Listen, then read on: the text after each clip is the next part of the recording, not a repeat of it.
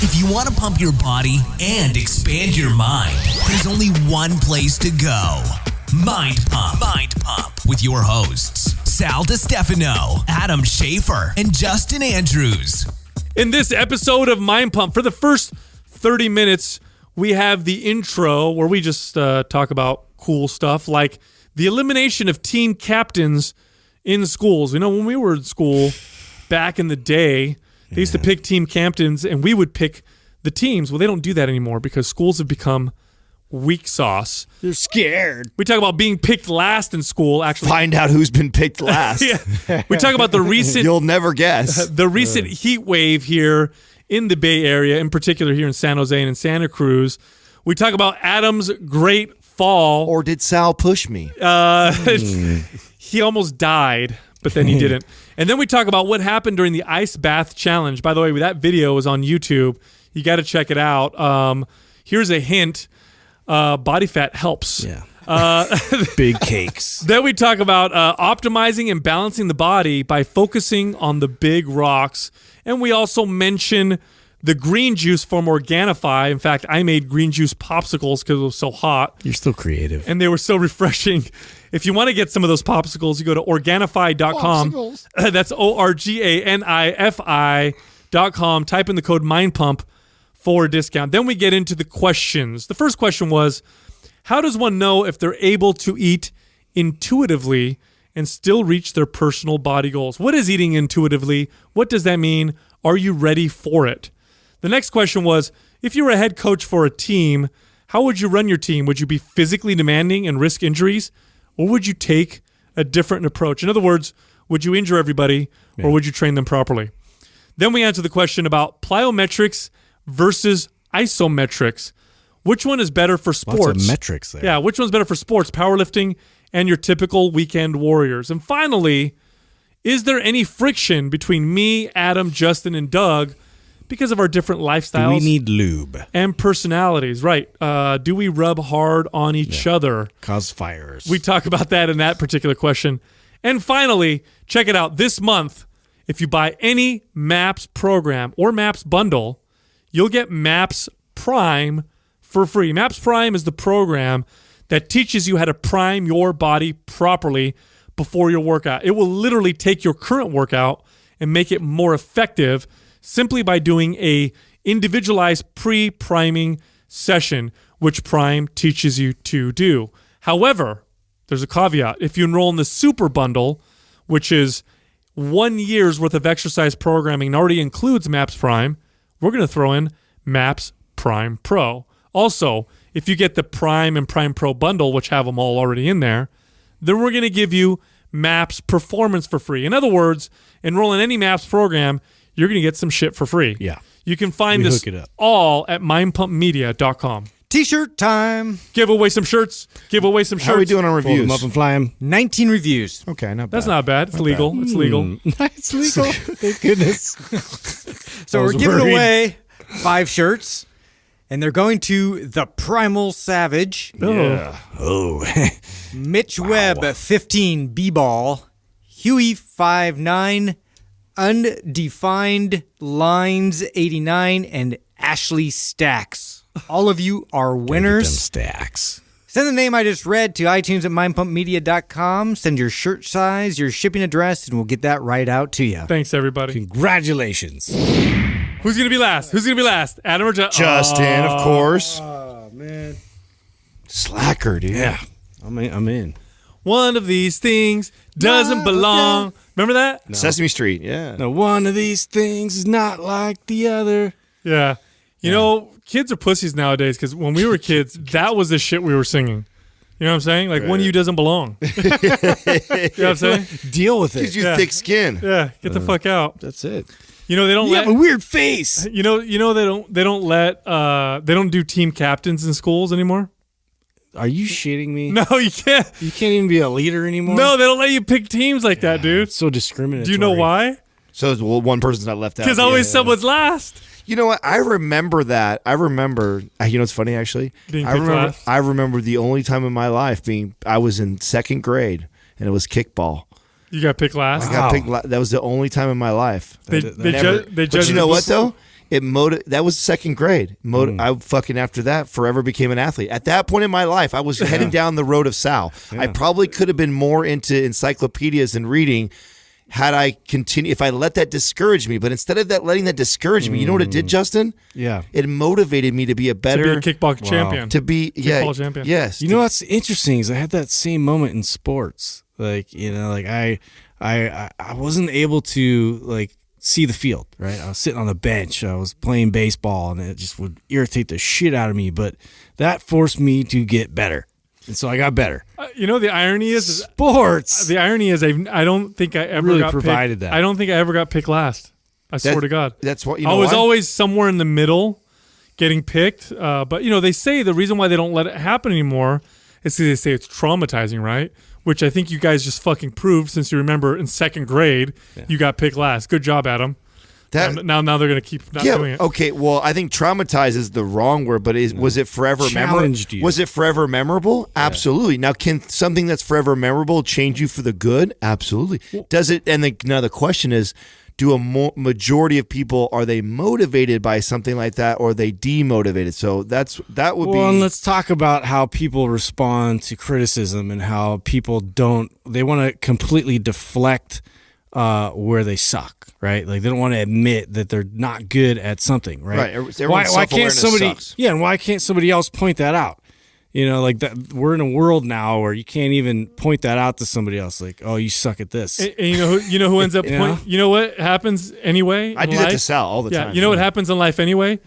Life will point shit out to you. Oh, yeah, right. Yeah. So wouldn't you rather it come from like a friendly face? Yeah. You know what I mean? You imagine you graduate. That's what's happened sometimes. These kids graduate college, and they're like, yes, I'm fucking great at everything. Like everything I've ever done. Yeah. I don't think I've ever all sucked. A's. Fuck, I meet so many kids all like A's. that. Then you have an F in life. Yeah, they're just, oh my God, I'm the best all at A's this. in school, F in life. Then they go apply at a company, and no, you're not. They apply at a company, and they're getting interviewed by the HR manager. HR manager's looking at the resume, and like, okay, so it says here you have no experience whatsoever.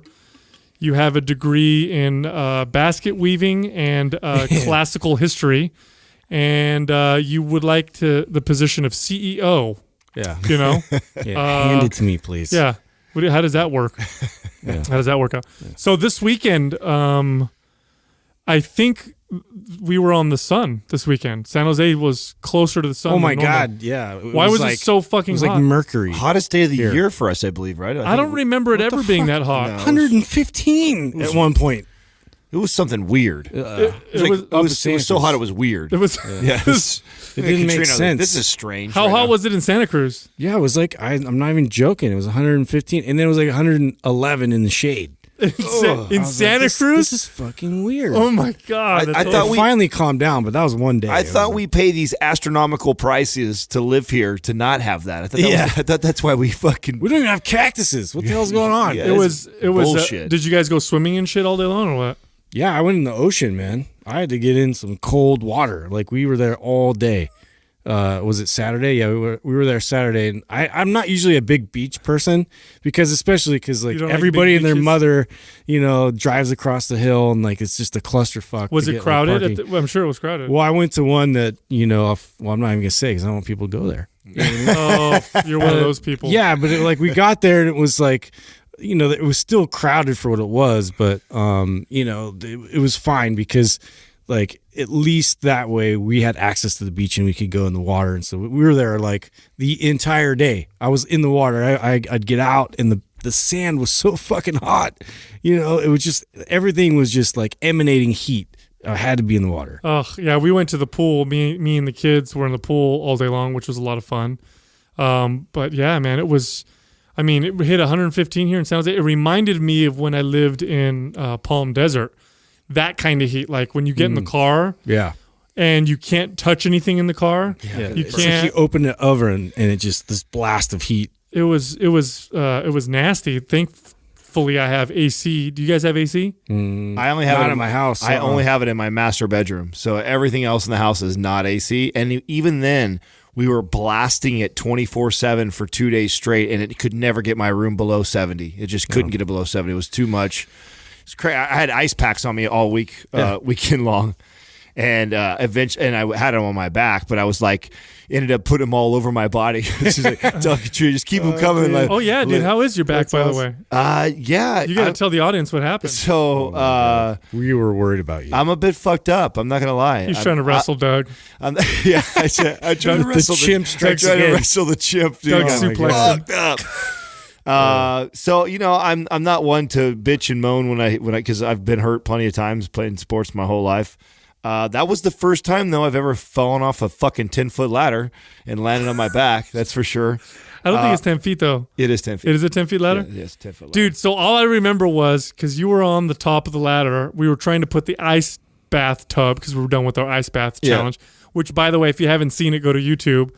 Fucking hilarious. We're going to talk about that too in a second because I want to make sure I defend myself for losing. But here we go. But we were putting the tub up, so Adam's on the top of the ladder, and me and was it you, Doug? Were you helping with us? That was you and Taylor. Oh, me and Taylor. We were pushing it up to help him, and it's really awkward. Yeah. And so I'm not looking at Adam. I'm kind of looking away because I'm the way I'm positioned. And all of a sudden, the tub is out of my hands, and I hear cuckoo, and I hear Adam. Ugh. That's the sound you made. It was like, well, it knocked the like air out of body me. hit. It knocked the air out of me. And I look over, and Adam's kind of on his side. Yeah, I caught the end of it. Bro. I just caught Adam with his hands and his legs up, in the air. What the fuck? For a split second, dude, I'm like, oh fuck, we're gonna have to get Bradley Martin to be our new host. Yeah. Or someone like that. You know what I mean? Should, yeah. I thought he might have died. Handsome and opinionated. But you didn't break shit. I didn't. You're way more resilient than you would think. You want to know what's funny? Because you fell from a high position. Well, no, it fucked me up. My left side of my back is swollen. I definitely have not been able to train. It hurts to twist. Like it got me for sure. I don't think I did any structural damage. I don't think I broke, compressed, cracked. You felt like bruised the shit out of it. Huh? Yeah, I think I bruised my rib. Yeah, I think I might have bruised my ribs. And you fell right on your side, right? Yeah, it was like side back, right? So I was. That's smart because had you posted with your arm, that would have been bad. You know what? So yesterday, what was the most sore? How funny is this? Was my core. My abs, because I must have braced so hard before I hit. I must have tensed up super hard and then taking that impact. It knocked the wind out of you, right? Yeah, it knocked the wind out of me. Just a little bit, not real bad. And it reminded me, so I wrecked my ATV. I was hitting tabletop jumps, and I was driving my buddies, and my buddy has a twist throttle, and I have a thumb throttle. I'm not used to it. And I went into the jump, and they get a lot of power, so it pulled me back. And when it pulled me back, the natural reaction was to grip down on the throttle, and that I gripped down on it, and it took off on me. And so I went up this jump. It already riding a wheelie into the jump, so it automatically sent me in that back rotation when I hit because it's a tabletop, so it's a steep ass lip, and so it threw me. And so if you can imagine, I was starting to do a barrel roll with an ATV, off a monster jump. That's horrible. And so I bailed, I pushed away from it, but I was a good probably 12, 15 feet in the air and landed flat on my tailbone. That one really knocked the air out of me. But the same thing, like the adrenaline from the fear and the rush of bailing from that and knowing you're going to crash and get hurt. That was like the shock. Like I hopped right up. Like I don't even feel the injury. I don't feel it till like the next day. This was kind of like that. Although I started to feel this in the evening time. I was like, oh. Fuck, I feel it today already. Like, tomorrow will be bad. I went, but right away though, I mean, I was on it, man. I hit the red light therapy for about 15 minutes before I left here. Then I went and saw Dr. Brink, and I got in, did the cryotherapy, then had him do laser on me. Are you taking the turmeric for the inflammation? Oh yeah, I took turmeric. I've had nothing but veggies and fish and stuff like that. So I've been on all the anti-inflammatory. Yeah, all the anti-inflammatory stuff, and I've been icing like for 20 minutes on, 30 off, 20. I've been doing that like crazy. So I've definitely been staying on top of it and feel pretty damn good considering what happened to me. Well, people died from falling off a fucking ladder, dude. All the time. Yeah, it was a nasty fall, man. It's up there with some of the better crashes that I've had in my life. The one I was saying, that one actually I cracked my coccyx, which talk about that's a shitty one because they can't do shit about that. So I went and saw. I had X-ray. They had to rush me to the hospital for that because I'm driving home, and I know I'm in pain. It was a similar pain, like just landing on your back like that. I knew like, oh, it did not feel good. And we're driving home, and all of a sudden I lose all of feeling in my right leg, and I fucking freak out. I mean, I cannot like. I went from just kind of hurting my back to we're driving home, and then all of a sudden, whoop, can't feel my whole right side. And so I was like, go to the ER. We rushed to the ER, and so obviously my back had got so swollen that it, pinched the nerve, and then it got numb. But that it reminded me of that fall when I went down and thinking, oh God, like I hope this is not one of those things that I can't do anything, because that one laid me up for a solid week. I was laid up from that and couldn't really do anything but ice and just lay around. You can't do anything for a cracked coccyx. So I was afraid that I might have done some damage like that on this one, but I think I just have like a slight bruised rib maybe. It just fucking hurts. Well, I'm glad you. It just fucking hurts. From me to you, buddy. I'm glad you didn't die. That's a good thing. But yeah, let's talk about that ice bath challenge. Let's talk about what's going on. Well, let's hear your excuse. So you got to go twice, bro. No. So, the there's two reasons why I went. Here's why I went twice, because I went first, which is you volunteered, by the way. I volunteered to go first, and which means I didn't know, kind of what I was competing against. So it's very difficult because I'm just going based off of whatever. Right. I went again because I wanted to see if I could best my time, which I did. The second time I went longer than the first time. But one thing you'll see, and if you do special, like if you really pay attention and you do study, and you look at the animals of the Arctic, the ones that submerge themselves in Arctic waters and that can stay submerged, they all have a nice layer of sea blubber, which will insulate them. Fuck you for where you're trying to go with this. Which insulates them from ice. Correlate here. And so you don't see a lot of like shredded walruses or stuff like that, right? Because they need that insulation from the water. So it's on the mind. It was difficult. It means some people have weak minds. Because you're so lean. That's what it is. It was difficult. They're not able to really be in tune with their body, right? I actually thought, and I was okay with this. I had decided it was so fucking cold that when you started saying that you wanted to go a second time to try and push, I was ready to concede and say, I don't care to win that bad to go back in that motherfucker. And yet you still wanted to go, and then you still lost, bro. Yeah. You got 2 times. I did. Because if I got a second time, I might have been able to muster it up enough to go after Justin's time, but I was just not having it. It's fucking hard, man. It's very difficult. If I went first, you wouldn't even have tried twice. That's probably right. Yeah, that's probably right. No, I would have. I would have fought for second. Yeah, but that's true. But the Wim Hof breathing. That's all joking aside. That's fucking amazing, huh? Makes that big of a difference. Well, when you first went in before all that, you did all the training. Was it different? How did it work? Did they have you do the training first? Well, I think it's more like gaining access to calming, your autonomic system. So for the most part, like the breathing just helps you to get in tune with get connected feeling to that, right? Yeah, because honestly, I didn't do any of the breathing or anything in prep to going into that. I just knew I was trying to, I spend some time by myself to really kind of access that again and get that calmness and to be able to relax as quickly as possible, getting into that. And that way I was able to not, what I did notice with you guys is you were answering questions. You're really, really tense and you're trying to squeeze all those answers out. And I just knew that was destined to failure. So, you didn't just beat us.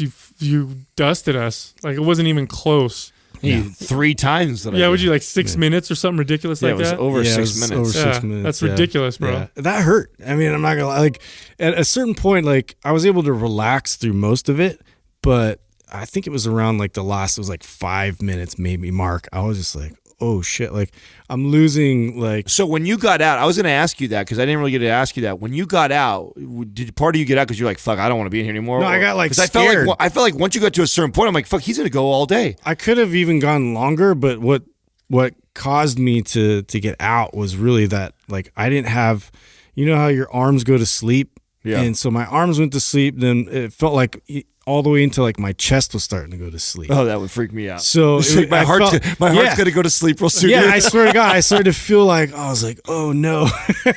Like my whole body is going limp and I'm not going to, like, I felt like I was just going to slide in and then you guys are going to have to pull me out. Cause like I didn't really feel any motor control after a while. I was like, oh shit, like my arms weren't working. My legs were getting really numb. Like everything had like, I didn't really have access to it really anymore. So I had to get out while I still had a little bit. So many people inbox me talking shit like it's all easy.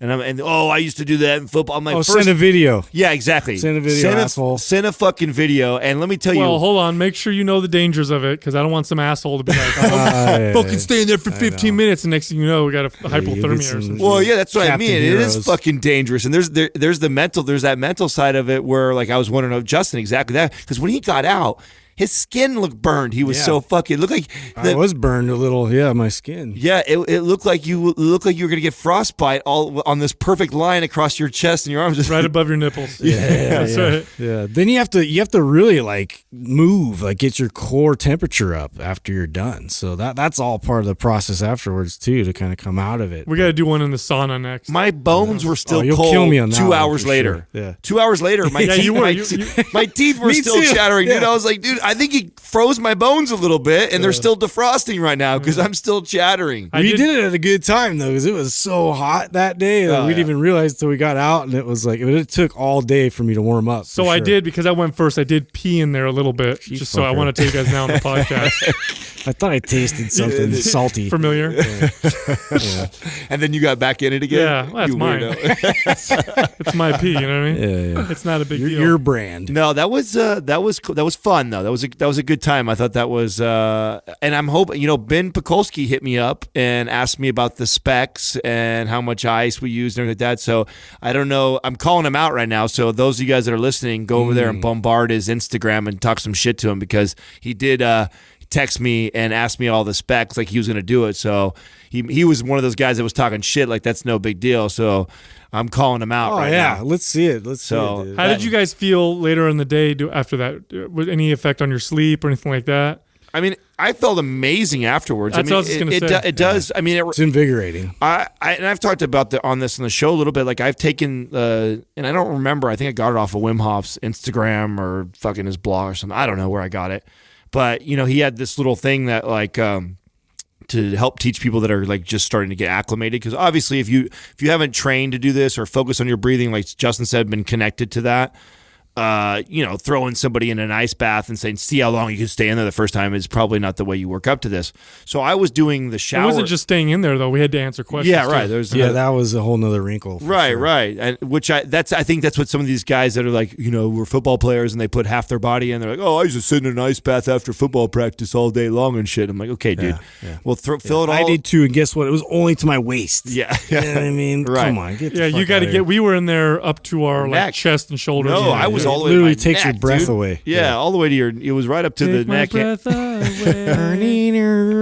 But I used to do the Wim Hof at the end of your shower, 15 seconds of cold, then 30 seconds of cold, then 45 seconds of cold, then 1 minute of cold. Like, so you do every week, you progress it by 15 to 30 seconds, right? And man, I would notice a huge difference when I get out of the shower just from doing that. I mean, you're aside from just being alert, the obvious, right? Put me through cold water. Of course, you're going to wake up, but you really do. I feel the spike in energy, and it stays with you for quite some time. It's not like this shock and it wakes you up. Oh yeah, it's addictive, man. Yeah, and you know that we've been doing that forever, right? Remember when you used to be half asleep and I used to do this, throw freezing cold water on my face before I go drive, and it's 3:00 in the morning or something crazy like that. I mean, it's something that it's just natural to do that, right? Yeah, I do that on days where I know I have to be like clear and focused and sharp for that day. Like I'll take a really cold shower first thing in the morning. Right. I think it's a smart strategy. I feel mentally clear. I feel way more alert and awake. Like it's definitely.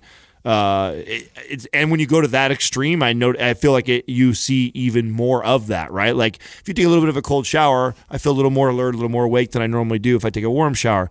You sit in an ice bath like that for fucking a couple minutes, like you get out. I am woke. The fuck. You're woke. I'm woke. You're woke, son. All day. Yeah, my favorite thing to do with that is the contrast where you go from sauna then to something like that. I did that at Ben Griefeld's house. That was really cool. Oh yeah, that's a whole nother level, man, and you feel amazing afterwards. So like, some of your good spas will have that, right? So, or you've been up now to Refuge that is like that. I love that. That's my favorite thing to do too. Although I can only handle about 3 rounds of that, and then after about 3 rounds, it starts to I can feel my system's fatiguing.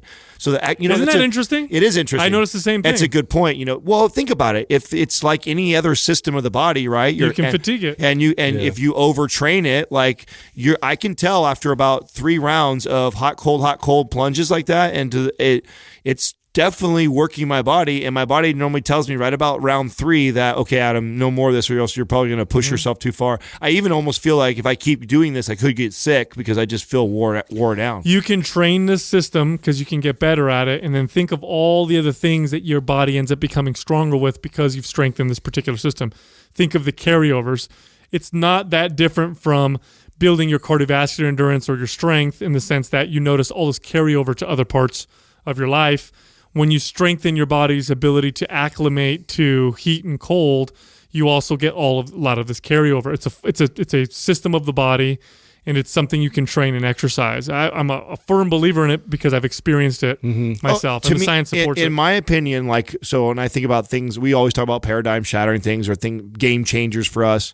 As far as I used to get sick all the time. All the time I used to get sick. And the 2 biggest things that have made the difference, I feel personally for me, one was starting the hot cold training and incorporate that because I'm pretty consistent with that. Not a month goes by where I'm not at the Refuge or I don't find a hot cold plunge type of situation where I can do that. Or I mean, even when we were on the cruise we were just on, we signed up for the sauna in there, and I was doing the sauna, then cold shower, sauna, cold shower. So I do this quite a bit. That and then increasing my veggie target, so making sure that I'm getting sick. And because 6 to 8 servings is tough, I've now introduced the green juice from Organifi and using that. So those 2 things have been the biggest game changer for me for warding off getting sick. I swear. That's interesting to put that together because thinking about all the times I actually did get sick, it's either, I mean, obviously I've worn my body down stress wise. Usually it's this buildup of all these different days in a row, the string of days in a row. I've just been constantly at it. And then there was a shift in either temperature, environment, or something drastic, that did this to my body to where I was trying to react to some new stimulus, and it was put me out. Right. Yeah. There's definitely something to it. I don't know if there's necessarily any science to support it yet, but the anecdote is strong enough, right? How many times have you heard people say going from, too much contrast, AC to heat, AC to heat? When you think about it, you say there's no science, but if you break down the real basic stuff, I feel like it's almost obvious. Think about it, well, what I mean by no science, I don't know if they've done a direct study. Direct, yeah, no, I get what you're saying, but I mean, there's plenty of stuff to point that, strengthening any of your body's systems is going to have carryover to aiding and helping other ones, and weakening or not training a system is going to hinder some of the other systems. I mean, that's just a bottom line. You're right. You're absolutely right that there are some things that are really fucking obvious that we don't need science to. You don't need a specific study to define it. No, if I'm going to go to the doctor and I have an ailment, and I asked the doctor, hey, does my diet affect this? And the doctor says, no, we don't have any studies to support it. I know common sense says that how I eat is going to affect anything. So no matter what ailment I have, I can probably improve upon it by adjusting my nutrition. It's probably not going to, that virus, what you eat may not affect that exact virus, but the systems of your body that help fight off that virus and regenerate new cells and make other, what I'm saying? That does a lot to do with nutrition. So why wouldn't it aid in that? And so to me, those types of things just are. Dude, you got the frustration I had going to the oncologist with my family member who had cancer, and for the oncologist to say, specifically, nothing you do with your diet is going to make a difference, so don't even worry about it. Eat whatever you want. I'm sitting there like, I want to rip my hair out of my head. Like, I can't believe. And then you have to kind of debate, with the oncologist after you leave. Like, okay, I know they said this, but you can definitely help with these types of foods. And it's bullshit. It's absolute bullshit. You're right. There's a lot of obvious things that we don't need studies for. And you're right. This is definitely one of them. Well, and this is, again, going back to, and I know what we built and started Mind Pump on was that message of, the supplement industry and how they promote things. And it's just like, it's not that we're saying that supplements can't be used and they're not beneficial. It's like there's much bigger rocks to address. And in my opinion, is getting each one of your systems operating correctly and optimally. If you can do little things, whether that be getting sleep, exercising properly, not pushing the body to failure all the time, eating balanced meals. If you can do some of these things, not eating in a caloric surplus all the time, all these things are going to get each one of your body's systems running more properly, which that is going to aid in your fat loss journey or muscle building journey more than almost any supplement out there. It's true. And there's also this shift in thinking in the sense that we identify systems of the body when in reality it's a system. Right. It's one system. It really is. Yeah. So when you go, you have an ailment such a good point. And you think, I have an issue with my bones or with my kidneys or with my heart or with my, my nervous system. We isolate different systems of the body and think of them as being autonomous and doing their own thing, when in reality it's not. It's all one system. Even though I know why we divide them up, because that's how we learn specifics about them, but in reality it's all one. Specialize around it. It's all one system. So if you have a symptom that's being expressed in one symptom, like a neurological disorder, well, I know that optimizing all of my systems is really optimizing the one system that encompasses even this this nervous system issue or whatever. So that was a big one for me, is just looking at the whole thing and saying, wait a minute, it's not one, it's not piecemeal, it's all one. If I can work on the whole thing, then it's all going to work better, regardless of what. And then I think when you understand that, and if you're somebody who's just here to lose weight or build muscle, which is a large portion of people, you start to prioritize a little bit different. So instead of getting so hung up on the latest and greatest thing to do or take, it's like, what are some things that I can do already to improve one of my systems? And like I gave the examples of, the sleep, because that's normally one of them. It's like, dude, if sleep and stress are major things in your life right now and you're trying to lose 15 pounds, like you want, even more than probably your working out will benefit, is actually addressing the stress, addressing the lack of sleep, addressing these types of issues. It seems counterproductive, but when you really like dive into that and you see all the benefits it provides, and you already being in this really high state, like adding another element of stress, whether it's physical stress, what is that really going to do for your current state where you are right now? Like if you just mend, like think about what that will do for your metabolism and all the rest of the systems. Think about it this way. If you think of a human person, a human body, and everything that it encompasses, everything from their mind to their whatever, everything, right? And then you list the most important things that will determine the survival and the flourishment of this particular human.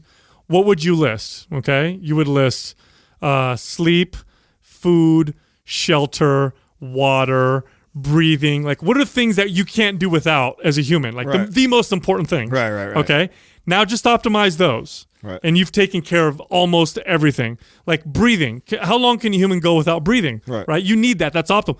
Do you think that optimizing how you breathe could influence your health? Breathing. Yeah. You better fucking believe it. In fact, it's one of the most important things, because breathing, in fact, is essential. Right. Same thing with just eating and just moving and, your state of mind. Like, these are so much more important than all these little tiny things that we try to place importance upon. We almost dismiss all those things. We don't even think about them. Yeah. But we know they're super important when you start to think of the body as a whole. So just interesting stuff. By the way, talking about the green juice, you know what I did with the green juice? Because it was so hot, is I made, the one thing I don't like about the green juice, it's kind of tongue-in-cheek, is it tastes really fucking good. So it's like you want to drink it all the time, right? So I made it into popsicles.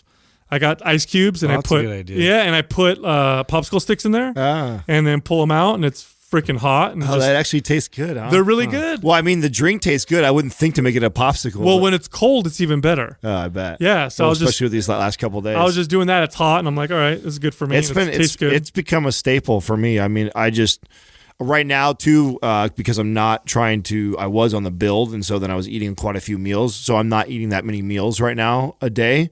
And so it's even harder for me to get all my veggies in. So it's pretty much just become a regular. I'm drinking that every day right now. But I enjoy it. It's refreshing. It's hot. It tastes good. Cool. Shake it up with a little bit of ice. It doesn't take much. So minty fresh. I'm a big fan. Yeah, it's good. Bring on the Organifi, Bert. This Quaz brought to you by Organifi. For those days you fall short on getting your organic veggies or whole food nutrition, Organifi fills the gap with laboratory-tested certified organic superfoods to help give your health and performance the added edge. Try Organifi totally risk-free for 60 days by going to Organifi.com. That's ORGANIFI.com. And use the coupon code MINDPUMP for 20% off at checkout. First up is AlexZald99. How does one know if they're able to eat intuitively and still reach their personal body goals? What a great question. This is a very good question. You know why I like this question? Because of all the things I've ever said on Mind Pump, easily the most misunderstood thing I've ever said is all in regards to eating intuitively. In fact, I have clients that I coach, virtual clients, and they'll be like, "Oh, I ate intuitively yesterday," and I'll look at their nutrition, and it's like, I was at a party, so I just ate intuitively. Yeah, intuitively. And so they ate like burgers and fries and pizza for and my cupcake. cravings. And so people confuse eating intuitively with just not giving a fuck or eating whatever they want. It's not the same thing. So number one, okay, and eating intuitively, you have to understand, eating intuitively is being connected to your body, being connected to what your body really needs. Can we start before you go on and explain this too? Because I think this is another thing that people misunderstand. There is a very, very, very, very small. In fact, it's probably right up there with what we talked about the other day on the show about how many people are actually billionaires and make $100 million in companies. This is up there. Okay. This is like the 1%ers, dude. There's not a lot of people that can truly, truly intuitively eat. I want to put that out there as you explain this. Not right off the bat. It's no, or ever. No, it's not. It's no different than here. Okay, eating intuitively is not as hard as being a billionaire. It's not as common as being a billionaire right now. Yeah, fair enough. But it's not as hard. I could teach people to become intuitive with their diet. Way easier than I could ever teach people to become billionaires or build a 400-pound bench press or a 500-pound squat or anything like that. Like, it doesn't require those levels of genetics and stuff like that. In fact, everybody has the capability fair enough to eat intuitively. The problem is that in today's modern life, we are taught not just to not eat intuitively, we're taught to ignore our bodies to the point where if I tell someone to do anything intuitively, they have no fucking idea what that means. They have zero idea. Nobody knows what real hunger feels like because we eat on a regular schedule, breakfast, lunch, and dinner. And if you're in fitness, even worse, you're eating every 2 or 3 hours. If you're trying to gain weight, you ignore the signals of feeling stuffed or bloated or I don't want to eat this. So you end up becoming robotic about it. If you're trying to lose weight, you ignore the signals of hunger and cravings and needing variety. And I'm just going to force feed myself this particular food or whatever. If you're, just a regular person, the only thing you eat intuitively on is your emotions. So it becomes an emotional thing. Like, I feel like eating, this is what people will say. Like, what do you feel like eating right now? Let me think. What do I feel like eating? Like, that's not intuitive. What they're feeling like doing is they're going in their emotions and thinking like, what's going to make me feel happy right now? This is really easy. How does one know if they're able to eat intuitively and still reach their personal goals? If you have to ask, it's not you. So that's a pretty simple one because I think of intuitive eating as like you have trained, I think, to get yourself in shape and tracked and paid attention to all these things and connected the dots In other words, you've been practicing, playing the game for a long time, like decades. Yes, before somebody just walks away and says, I'm not going to track. Dude, because even then, I mean, and you bringing up this point a lot, like as far as like how much education needs to be established before you can even think about sort of removing yourself from reading labels and understanding, what macronutrients, I should balance out and, about how many calories I should fluctuate, throughout the week and, here and, what's my body composition. And like, there's a lot of due diligence that you really need to consider before you even bring up this conversation. Yes. And here's what you need to understand is that your body it has the capability to tell you exactly what you need when you need it. It's there. The signals are actually finely tuned through hundreds of thousands of years of evolution. Humans knew instinctively when they needed to go lick a rock for minerals and salt. Right. When they needed to eat certain plants. You see that with pika eating, right? Yeah, exactly. When they needed to eat, go hunting and eat meat, or when they could, forage more, it's all finely tuned. It's all there. When they needed to drink water, none of them had schedules. None of them carried food with them. It was all there, but they were in touch with their body. So before you can even think about eating intuitively, you have to erase how you've been living by becoming more in touch with these things. So there's a few steps that I recommend to people to get themselves to this place. Now, for number one, you don't have to, but it's for the most part, most people have to completely eliminate all processed and highly engineered foods. I think you have, in my opinion, you have to have gone through an elimination diet at one point in your life before you can. Otherwise, how can you have ever said that you've truly pulled these things? And that's just the common thing. Well, how do you know how they affect you? Right. So that's all part of the process of being aware. And so these various stages that you can take towards intuitive eating, but definitely being aware of how each one of these food groups affects your body and what kind of signs and signals it provides is so paramount. Yeah, I'm totally going to get there. So you start by eliminating all these processed and engineered foods. Now, here's why. Not because they're not healthy for you. They definitely aren't healthy for you. But the reason why we're eliminating them to become more intuitive is because these are foods that are engineered by humans to hack your body's systems and signals. They're designed to make you crave more, eat more, and to want more. They're engineered to be that way. So you can't trust your body's signals when they're being hacked by these foods. This is a fact, okay? So there are flavors available and combinations available on the market at every store that your body did not encounter when it was evolving these signals. It's just a fact. Like the sweet and the salty and the texture and the chemicals and the preservatives and the colors, all these things influence your body's systems of signaling, and they've hacked you so much that unless you remove them, you don't know what you're reading. You're reading something that's totally hacked. So that's number one. Number two, then you go into an elimination diet where you eliminate common food intolerances so that you can see how your body reacts to them when you start to reintroduce them. And the reason why this is important is you want to make associations with food aside from the emotional associations and the way they taste, because those are the only two associations that most people have, is how they make me feel emotionally.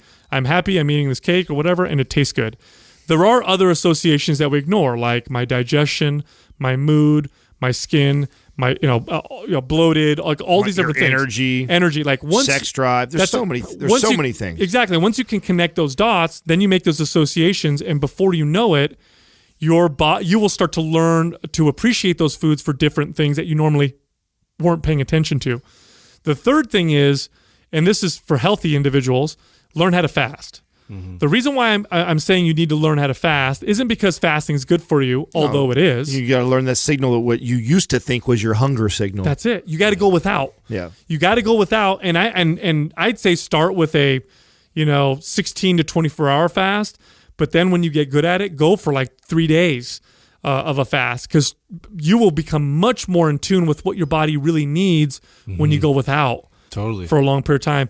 And then the other thing is when you're eating, slow the fuck down. Yeah. Chew every morsel. One of the most mindless things we do when we do in our lives is eat. There's almost nothing that we do that's as mindless as eating. Think about it this way. When was the last time you ate in a quiet setting without your phone, without TV, without movies, without music? Nothing. It's almost never. Nobody ever does that. If they are by themselves when they eat, they're on their phone or they're watching TV or they're watching a movie. And so it becomes a mindless activity to where I'm filling up the space while I'm watching this particular thing. You have to do this. And by the way, that's okay once you become connected to your body. But right now it's not. If you're in this particular, phase of trying to become more intuitive, find those times, sit down, no distractions. It's just you and your food. Don't drink anything with your food so that you have to chew it, and literally pay attention to the way the food tastes, to how many times you need to chew it, to when you swallow it, to how you feel, and stop eating when you feel when you're satisfied, not when you're stuffed. That's the other thing you want to pay attention to, is that many of us are taught to eat till we're stuffed. So those steps that I just outlined right there will take you so far, but it takes a while. I'm not going to lie to you. If you're really training to the point where, and you pay attention to this and you make this something that you're conscious of, like, okay, I want to become more intuitive with my eating. If you're really, really good, you might be able to do it in half a year. Most people are going to take a year or longer. No joke. It takes that long because it is such a, we have unlearned this natural system with our bodies to the point where when I get people to do this, it's like they're figuring it out the entire time. But once you get there, dude, it doesn't end. At least in my opinion. I mean, I'm still piecing little things together about myself. I mean, even to the point. I don't think there's a goal. I don't think it's like boom, we were just talking about how the hot and cold showers and the green juice. Like, these are things that are still unfolding and revealing themselves to me now. Like, wow, I've needed. What you need is enough data, right? You need enough consistency to be able to say for sure that, oh wow, when I eat all my veggies consistently for long periods of time, I do stay much healthier. And then, wow, when I do miss that for a long periods of time, I do tend to get more sick. And that needs to happen to me, not once, not twice, but that's happened now enough times where it's like, okay, now I can draw the conclusion that that's what it is. So it takes time to do all this. Totally. And by the way, this should be your goal. And you can have this goal of becoming more intuitive and learning to read, first of all, learning to read your body signals, and then learning to eat according to them, while you're following your goal of trying to lose weight or gain weight. So it's not one or the other. You can have macro targets and calorie targets and say, okay, I want to lose weight, so this is what I need to eat. This is what my coach is trying to do. And at the same time, learn how to read your body signals and learn how to eat more intuitively. In fact, it's probably more effective to start that way anyway. We always recommend people start out by tracking. My client Andrew, who was in here with, I'm working with Andrew right now. He came in here when we did the trainer episode. He's at a point now, he's like tripping out. He's like, dude, I walk around with a six pack like all the time, like, and I'm not even trying. He's like, I used to have to work so hard to get lean and then I'd get out of it. And he goes, now I just kind of maintain this. And he's like, it feels almost effortless. Now I've been working with this guy for months and months, and he's also a personal trainer, so he accelerated a lot faster than most people would. But it's really a trip. So it should be your goal, because if you want this to be a lifelong thing where you're fit and healthy, and you also don't want to have to stress about it all the time, because let me tell you, if your exercise and diet become an added stress on your life, it's not going to last very long. It's going to become a short-lived thing, and it might actually take away from your quality of life. And I know we've spent a lot of time on this already, but I do think it's important to note that this person has a personal body goal right now too.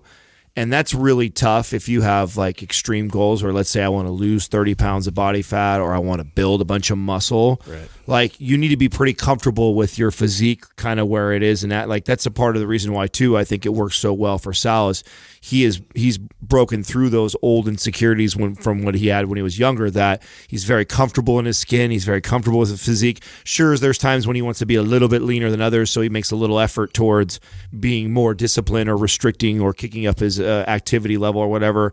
But for the most part, is always intuitive. A lot of that comes with him not having these huge body goals. I guarantee if you were to ask him, hey, Sal, do you get up to 240?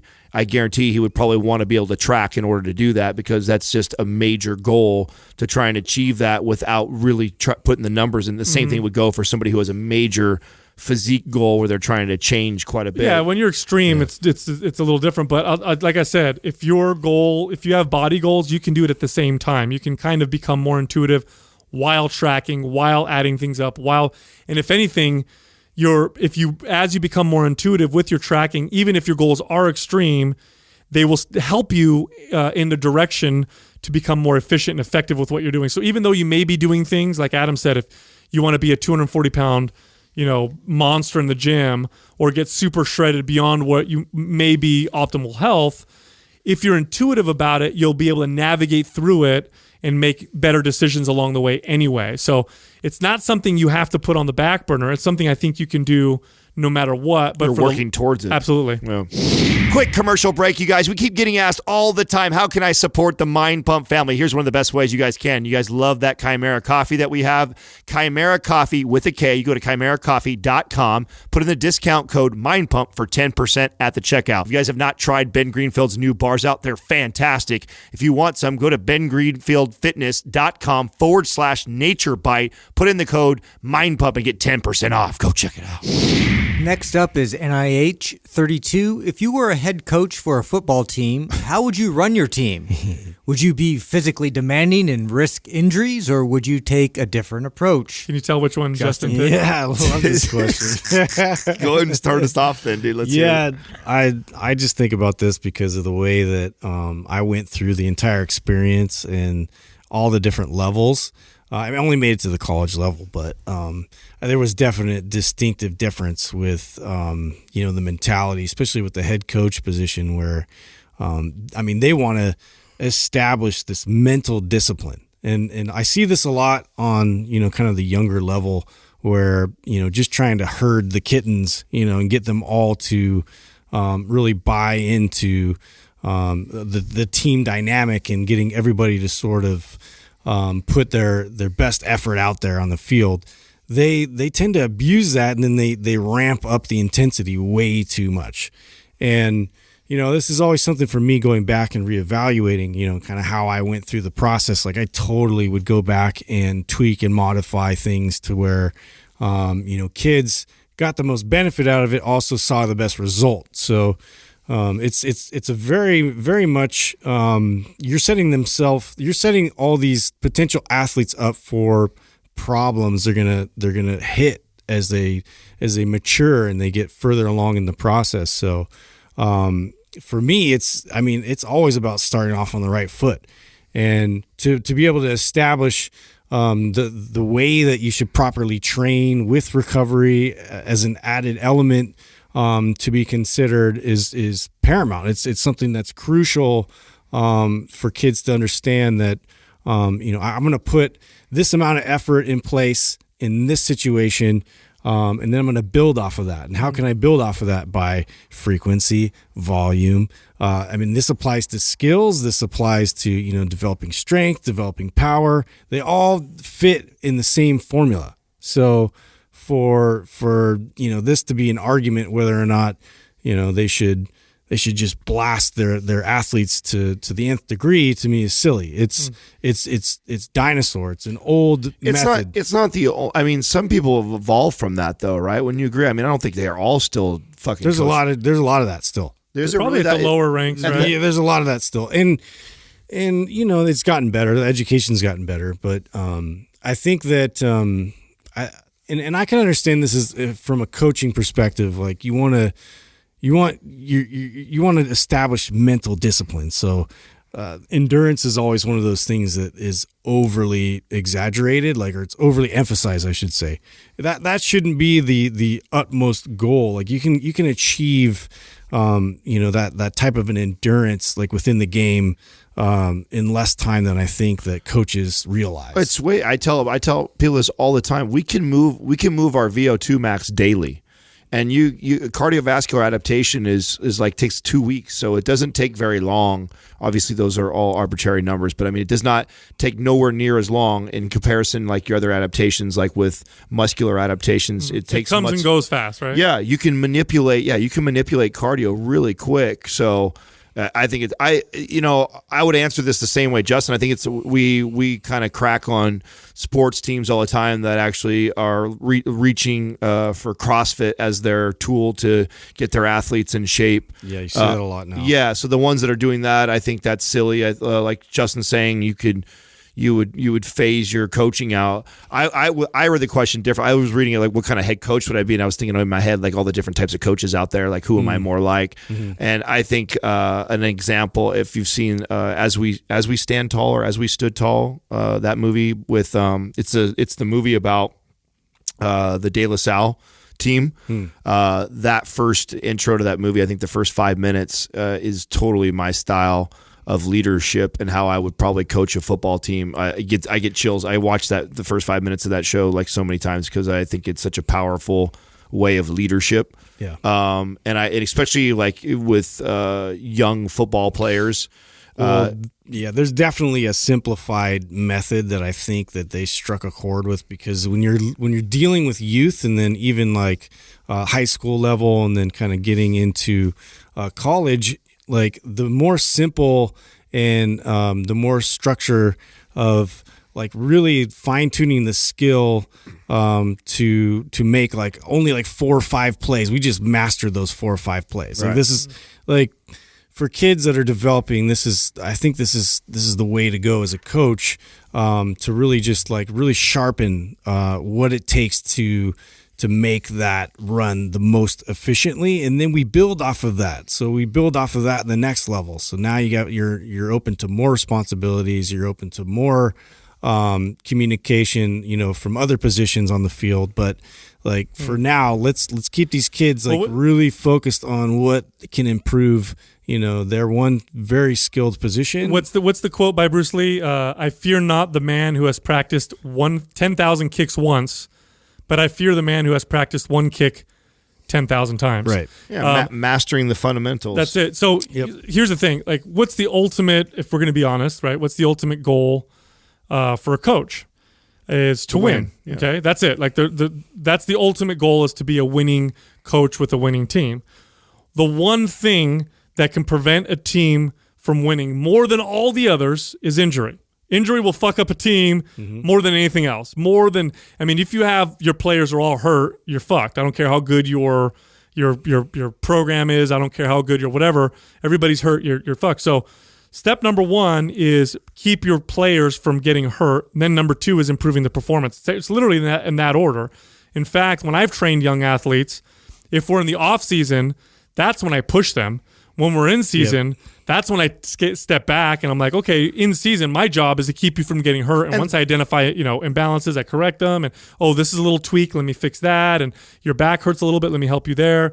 That's pretty much it. So there is no trade-off. Like I think this question kind of implies like you push harder but then risk injury, but then you get better performance, or you push less hard, then you don't get injured but you get less performance. Lazy players. Not true. Yeah. The most performance you'll get out of anybody, let alone a team, is by the appropriate approach, which is the one that doesn't injure them and maximizes performance. It's just like what we talk about with training the body. It is training the body. It's no different. It's just a different adaptation. We're talking about football, but it's no different than how we speak about building muscle or burning fat. You want to do the least amount of work to elicit the most amount of change.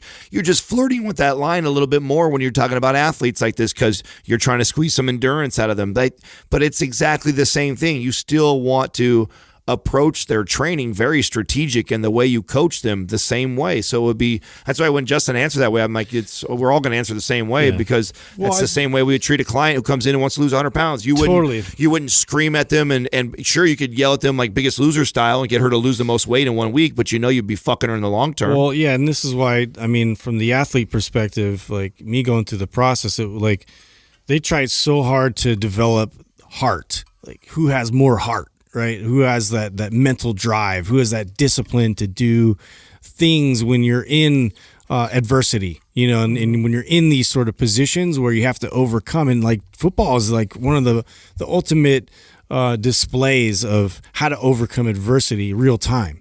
And, besides like combat sports and those types of things where it's like, you have these immediate things that, you have to like figure out like and problem solve like on the fly.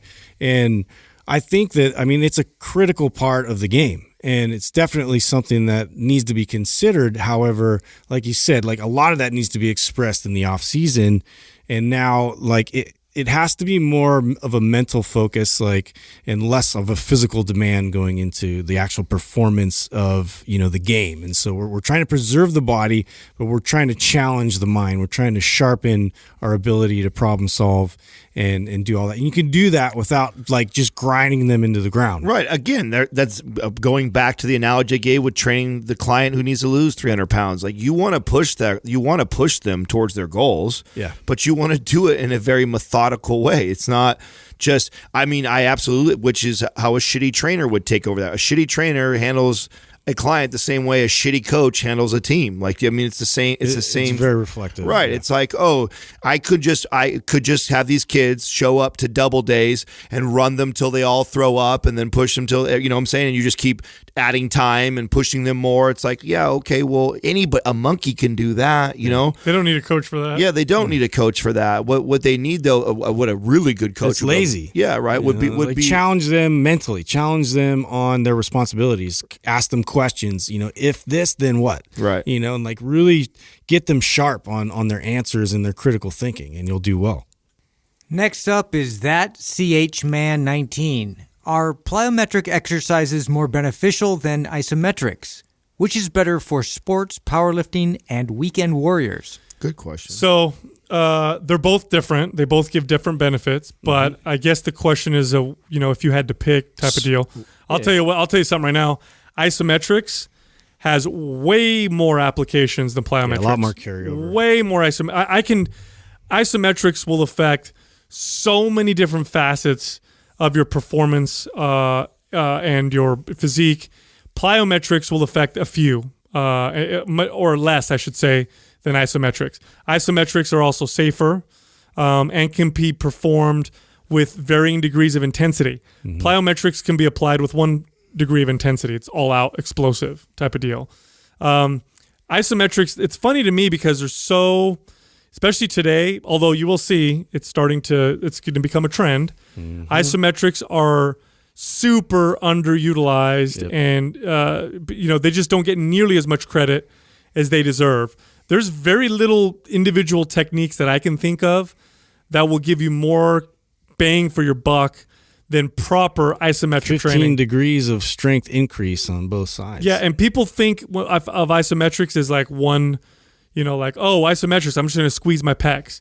No, each range of motion you can perform an isometric. You can, if I'm throwing a baseball, I can simulate isometrics in every piece of that throw with a tool like a stick or a wall or something like that. Bench press, deadlift, throwing, jumping, all these things. Isometrics gives you stability. Plyometrics does not give you stability. In fact, if you lack stability, you don't do plyometrics. Justin, you're saying it's a 15 increase both ways, both eccentric and concentric. Is that what the 15% is? No, angular. So angular? Yeah, so angular. If I do isometric here, then I'm going to get strength from 15 and 15 in both degrees. In front. Oh, got you. So it's not so specific. It's generally specific, but not. It's pretty angular, specific. Oh, I get what you're saying. Strength, but it'll sort of irradiate and carry over into those varying degrees. 15 degrees both ways. Yeah, definitely. But like plyometrics definitely have their place. So it's not like. In any case, like I think what they're also asking is like, so the weekend warrior versus like the athlete versus the powerlifter, that kind of thing, like what has the most application. So, your weekend warrior, I would steer more towards actually the isometrics as being like where we're marketed mostly like P90X, and we're marketed all these types of like super intensive types of training when we're doing body weight, but it's mainly plyometrics being the focus. But they're not real plyometrics. They're the way they do them on those programs just to make you tired. For exhaustion. I was going to say Plyos for my sports, Isometrics for my powerlifting, and Weekend Warriors. If I had to divide them and do that, right? Like who would I? Because you could argue either way, and anybody who's hearing us talk all great about Isometrics, for sure are going to get mad if you're training for sports and we neglect saying plyometrics, because you're going to be able to argue the carryover not just from the explosiveness, central nervous system training, but also the cardiovascular endurance that you're going to get from the plyometrics that you won't get from the isometrics. So the carryover to that for the sports, I could see someone debating that. So to me, isometrics wins all the way across, except for in the sports category. With plyo though, are you really working your cardio? Right. Because that's more central nervous system response. It's more central nervous system, but you can apply it in ways that can include cardiovascular. Maybe. I mean, here's the thing.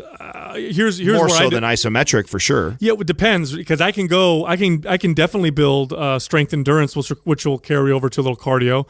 But here's the thing.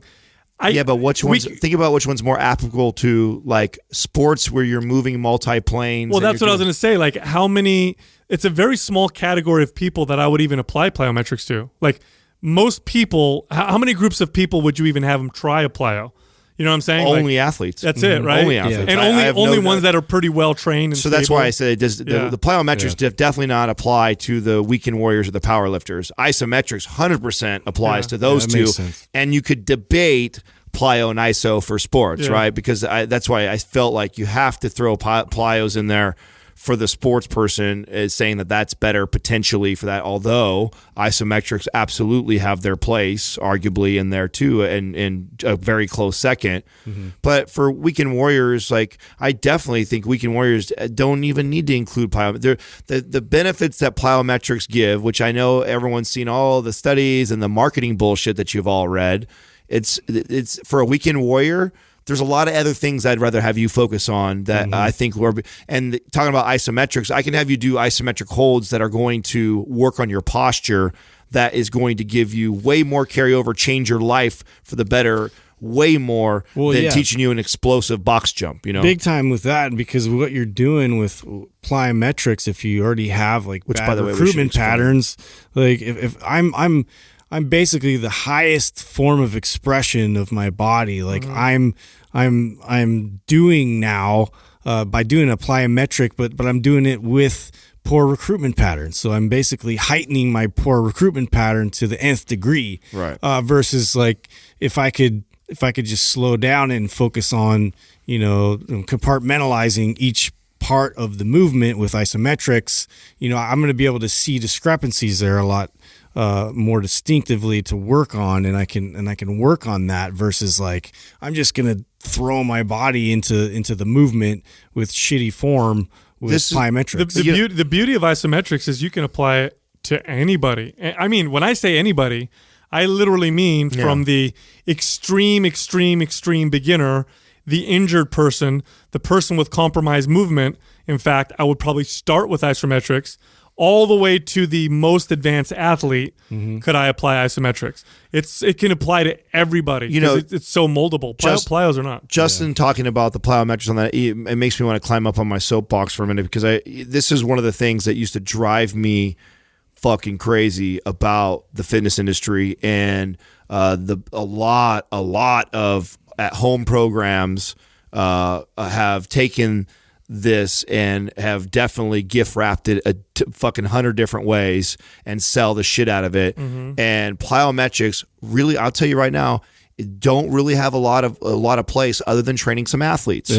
If you're not training an athlete, and they have really marketed it hard towards weight loss. You know who I see do plyometrics? I rarely ever see an actual athlete doing plyometrics. The person I normally see in the gym doing plyometrics is the really overweight person that is trying to lose body fat because someone's fucking put a study up or showed something that shows how much more fat you burn when you do plyometrics.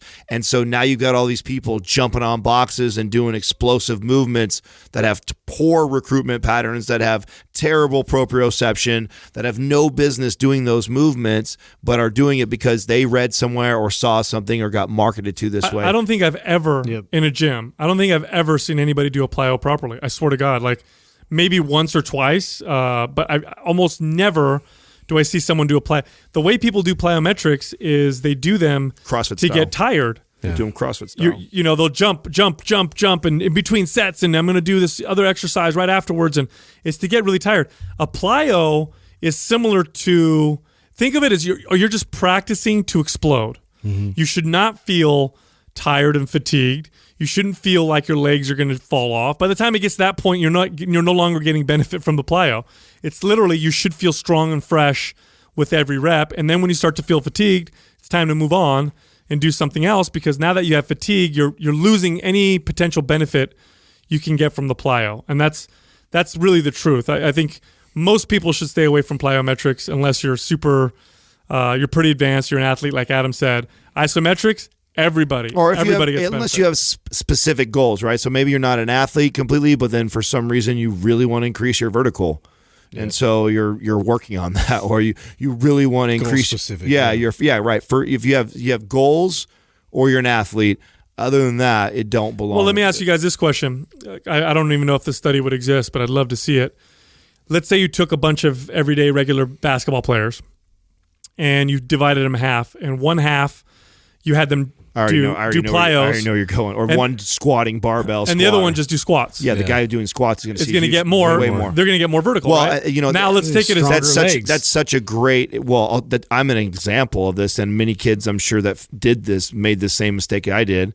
Was I grew up in the era of the jump shoes. Strength shoes. Strength shoes came in during my time in high school playing sports, and absolutely we all bought them. We all had them. We all fucking trained in them. We all had these big platforms, and basically your heel was suspended off of the ground, just so people know. And San Jose State, actually, I saw this years all these later. Ruptured Achilles tendons. San Jose State finally did a study, right? So the funny part is these shoes were around for many years, and they were a bunch of bullshit, and tons of people, somebody made millions of dollars, and tons of people have tried them and used them. Shit, I bought them. And there's no real direct studies on them, and there is now. I know there's probably plenty now, and I remember going to San Jose State maybe about, 10 years ago, and in their kines department, reading a study, the professor there actually did a study on those shoes and compared it to squats.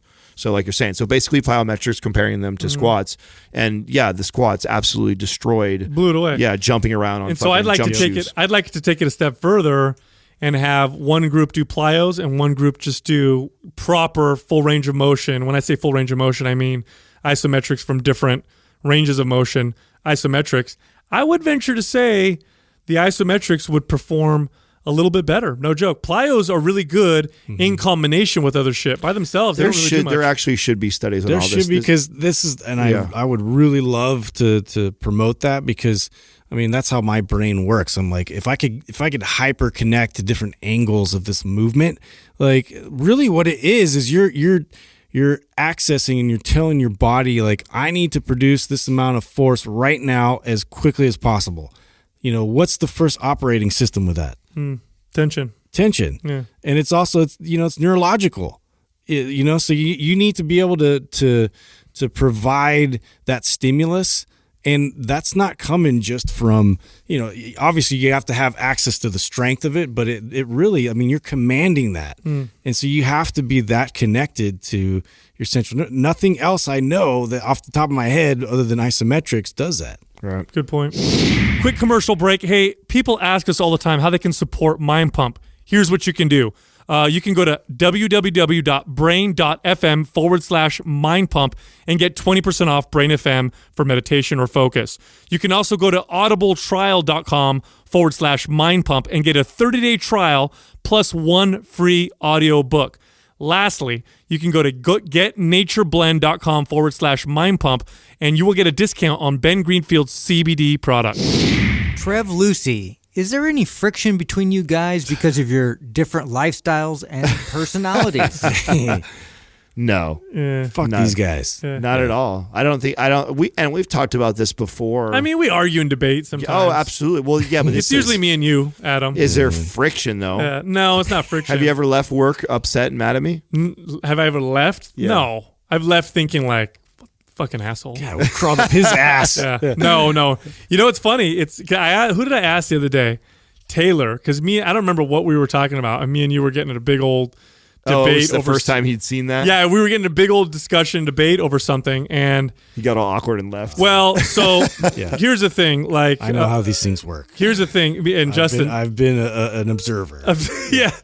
Both me and Adam were very passionate, loud, and expressive communicators.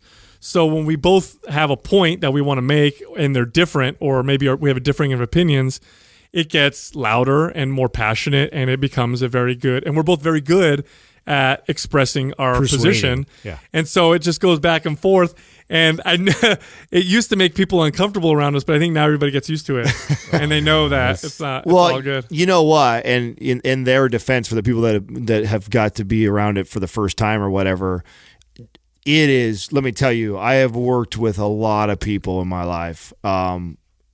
For sure, probably the only person I've ever been able to do that with, to push it to that level and it still be very healthy.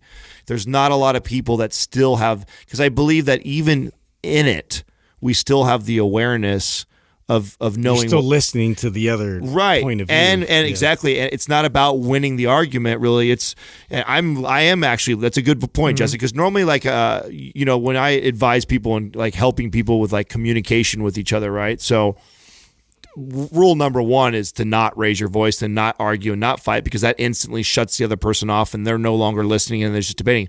But when we actually get into these things, I'm actually listening very carefully of what he's saying, because I want to hear what he's so passionate about. I know that if he's saying something and he feels that passionate about it, he wouldn't do that. Like, you wouldn't fight. Neither one of us would fight the other one unless we really do feel strongly about something.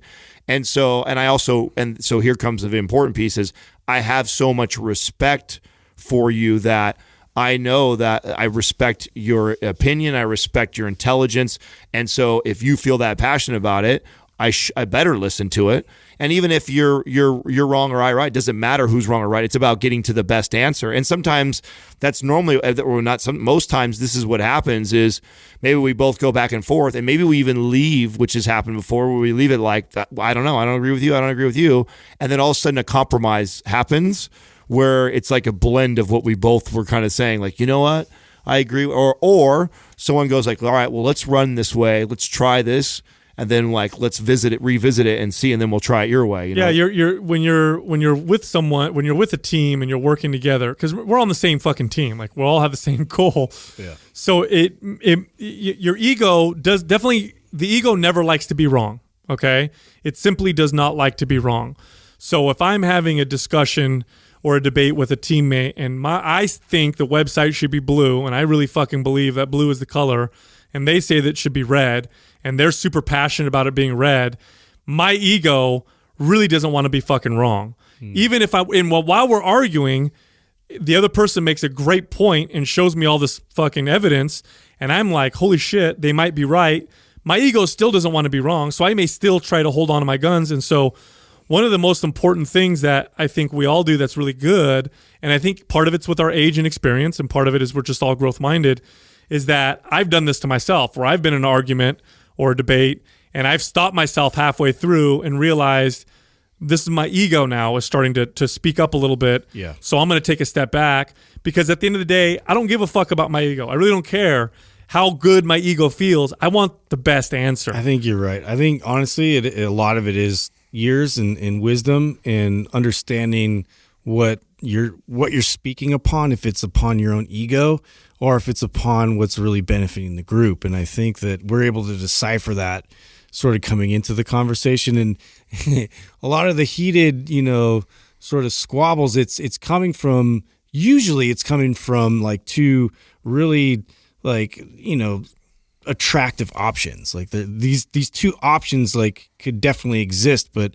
one came from somebody's mind, one came from another, and now we're meeting somewhere where it's like, no, but this is really how I see it. And the passion comes from trying to describe and be heard, because I think a lot of times what we're doing is, we're so passionate and like myopic in the way that we think about it that, it's hard to get challenged mean like mid thought, right? And so, and I think that's why it escalates. It escalates a little bit with like the tone gets louder, and then the other tone gets louder, and but then it all sort of like. And I think for my role in that is really as the observer, is to decipher both points, but also like interject one word in there, and then you both think about it. You know what I mean? And then that's like the seed that turns into what it really was supposed to be. Well, I think here's one thing that's really cool is that I've never worked with a team where everybody knows when, and as individuals, each of us know when it's time to lead, and the rest of us know when it's time to follow. And it's happened with all of us. Totally. I've never been in a situation like that. Every situation, usually what I've been in is I've either early on in my career was following, and then for most of my career I was leading, and that was it. And what I'm learning from this is effective leadership is actually knowing when to follow as well. Even if you are just the leader, even if you are the boss, is knowing when you have that teammate or that employee even who's working for you, who you're just like, hey man, you lead. I'm going to do what you tell me, because this is your wheelhouse or whatever. And we're all pretty good at that. It's almost like, when the word says, the question says friction, I haven't felt any friction with that. There's definitely been moments where I felt like I was leading, but nobody was like, irritated about it or weird about it. And then there was moments where I was taking a back seat and I'm following, and I'm fucking happy doing that, because I know that this particular, whoever's leading at this moment, that's the person that should be leading at this moment. Yep. It's a very interesting. I've never been on a team like that before, so it's a pretty cool situation. Well, it's talking about our lifestyles and personalities. So I'm trying to think of like lifestyle stuff and personality, like, maybe the things that we're into.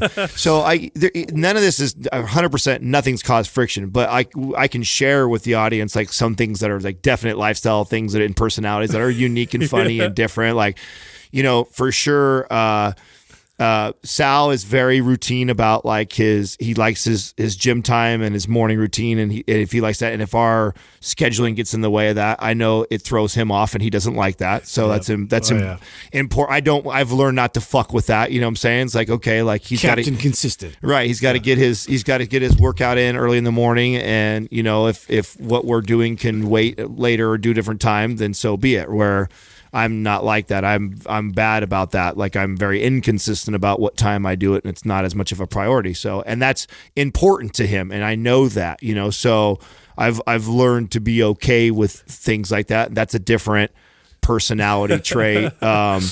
Justin, one of the things that's different about his personality that I've learned over years too is like, if he's fucked up or there's something he needs to work on or something that he's struggling with, you got to let him work it out in his own head first. I can't come over and try and be daddy or you can't pry from him. Right, or pry from him. That's what I've noticed. Yeah, like if he wants to share with you, or if he wants your opinion or help, he'll ask it. You know what I'm saying? So, I've learned to be mindful of those times when I can see that he's kind of going through that. What so accurate about Justin. That's totally true. Yeah. You cannot pry. We are pretty different in certain things. Adam, definitely. So here's something I've grown from working with Adam. Adam is he's very straightforward. And what I mean by that is we're all very straightforward. Okay, all of us are very honest and straightforward. But there's a certain amount of when you're talking to people, there's a certain amount. I don't know. The word might be couth. Maybe that's the wrong word. Where you're like, okay, I'm not going to be offensive, so I'm going to say it this particular way. Whereas Adam just says it. Yeah. If you're not strong and confident in yourself and in what you're doing, or if you don't know Adam, you might just think he's just being mean to me. But then you realize, like, no, that's how he's talking to everybody. That's just Adam, and he's being very straightforward. Don't take it personal. This is how, and he'll take it. Like he's not one to dish it out and not take it. You can give it right back to him, and it's all good. And that's something that's different than, I guess, like I tend to word my words a little differently sometimes, so that may be a little different. What else? Do you remember scenarios with each one of us? Like, I'm trying to think of the first time that I got that signal from Justin. Like, can you think of time, or like, do you talk about that where I've been too direct to somebody? Have I been really direct to somebody recently? No, you're just, at first I remember thinking like, And this was really early on, and it wasn't like I said, I respected you, so it wasn't a big deal. But I remember thinking, like, fuck, he's in a bad mood. Like, is he in a bad mood? Like, what's going on here? Yeah. And then after a few weeks, I was like, no, that's just sometimes he talks that way, but he's not mean. It's not really mean spirited. It's just straightforward. It's just very direct, and it's all good. And to be honest with you, in business especially, it cuts the superfluous bullshit anyway. Yeah. Like, we don't need all that other stuff. Let's just if you get past it, you appreciate it. Like, yeah. You just know, exactly what you're going to get as an answer. Absolutely. Yeah, it's fine. Yeah. Doug is extremely easy to work with, I think, for anybody. I think I don't care who you are, anybody can work with Doug because he's a chameleon. Super hard worker, sure, chameleon, and just very aware of how he might be affecting someone. And his lifestyle and personality, he, again, going to the chameleon thing, is that, I mean, he's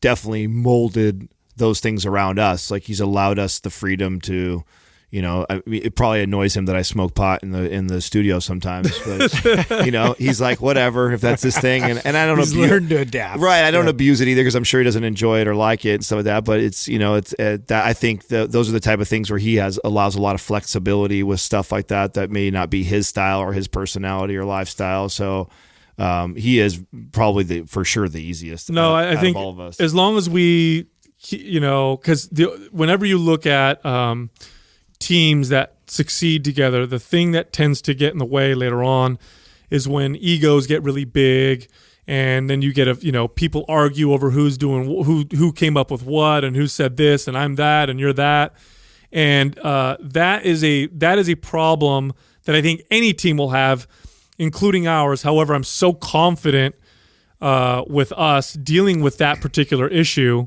because we all kind of check ourselves and check each other so well. And I honestly don't see any one individual getting to that point to where the other people of the team can't help that person rein that in, because Mind Pump's a lot bigger than it was when we first started, and hopefully it gets, much bigger than that.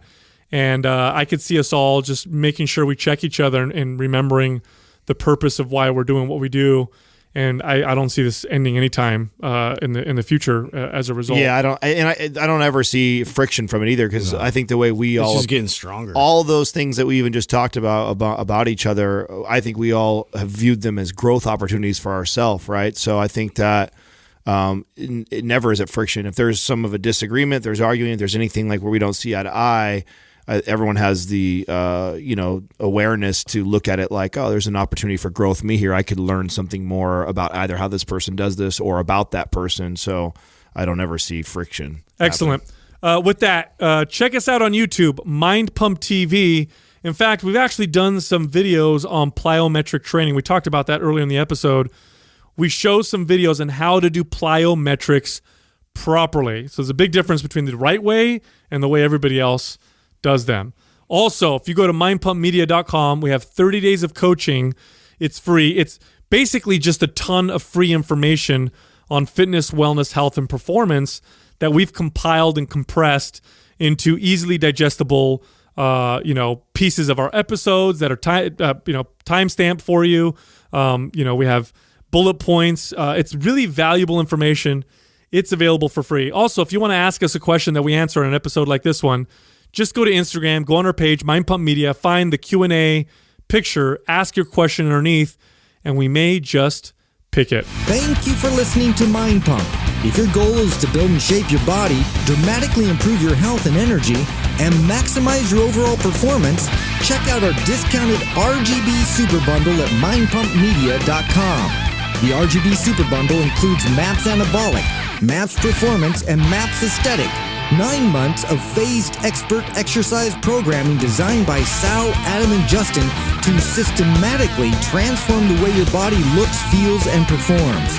With detailed workout blueprints and over 200 videos, the RGB Super Bundle is like having Sal, Adam, and Justin as your own personal trainers, but at a fraction of the price. The RGB Super Bundle has a full 30-day money-back guarantee, and you can get it now plus other valuable free resources at mindpumpmedia.com. If you enjoy this show, please share the love by leaving us a 5-star rating and review on iTunes, and by introducing Mind Pump to your friends and family. We thank you for your support, And until next time, this is Mind Pump.